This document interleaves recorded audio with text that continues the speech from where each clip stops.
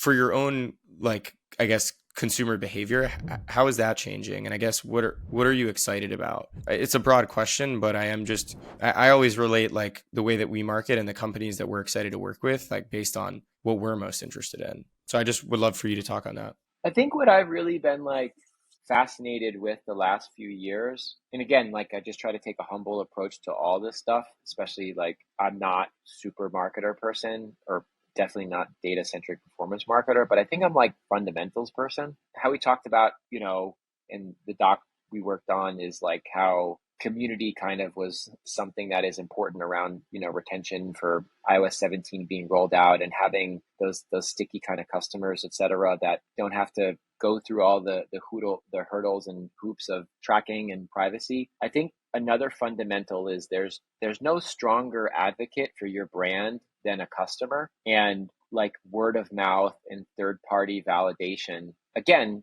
fits into those fundamentals of like you can do all the this and all of that, but if people aren't really talking positively about your product or your brand, you're not really building a sustainable business, of course. And like Jackson at the beginning was like, yo, don't talk in two-way platitudes, and I'm like, in my mind I'm like, good luck, We're but like we're getting there. No, he said yeah. tells the same thing to me. Like, come on, Jax. But so what I was going to say, my meandering way of what I'm excited about, I think is like, and it doesn't sound new in it, but like I love user generated content and I love seeing it more on websites and in ads. And I think there's like, look, like I like high fashion and stuff. And I think that's where you're really controlling a narrative. And that's where like, I think really beautiful photo shoots and editorials, it's tapping into kind of like the creative vision within someone's head for how they see the world. Right. And that also could be not fashion, maybe it could be video games or something. But I think for like probably for what a lot of the brands you work with, and definitely for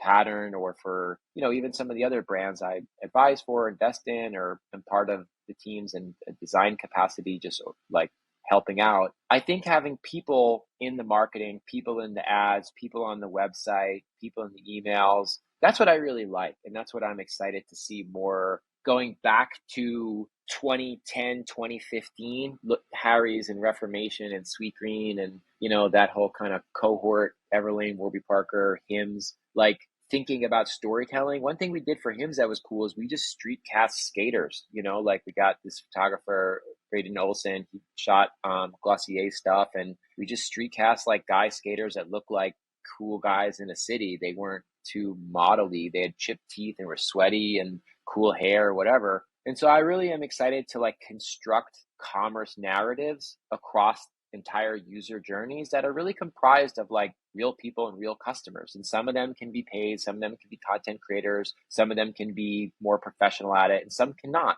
But I think that's like, I've been fascinated in like, Elon Musk just rebranded Twitter into X, and him and the CEO he brought on, Linda, I forget her name, talked about like wanting to build this super app, right? And, again, I'm not trying to like get into think boy conversations on it, but what like they're alluding to is in Asia and the eastern parts of the world, there are these super apps, and they do a lot, from financial transactions and payments to culture, social, and commerce. And there's also live commerce. Live commerce in China and other countries is a massive business. And in the US and some Western states or countries, we don't have as much live commerce, and we don't have kind of super apps. And it's semi an aside from where I'm getting to, but what I like is this notion of just thinking about people talking to me when I go to websites, showing the product, showing them using it. The reviews are a higher fidelity. The PDPs above the fold are more people. The homepages are more people. The socials, more people. There's kind of a late night QVC schlocky way to do that. And then there's also like a thoughtful doing a brand shoot, having guidelines,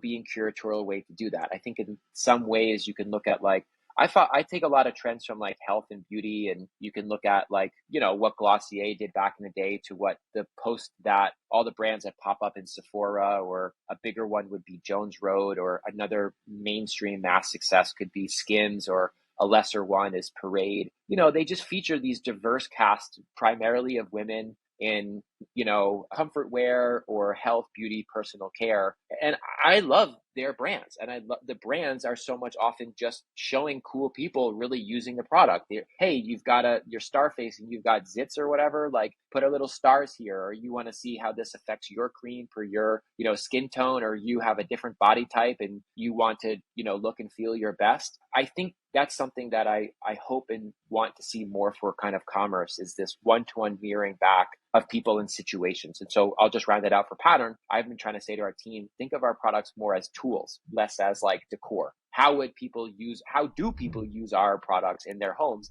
Let's show that, versus doing maybe a pre-COVID way of just making them look really nice. And these are nice photographs. It's not really showing people in situation using some of our storage or our cooking items. Let's show that more across the user journey. So that's my Emmett take. You can get all data centric, but like, that's what I like.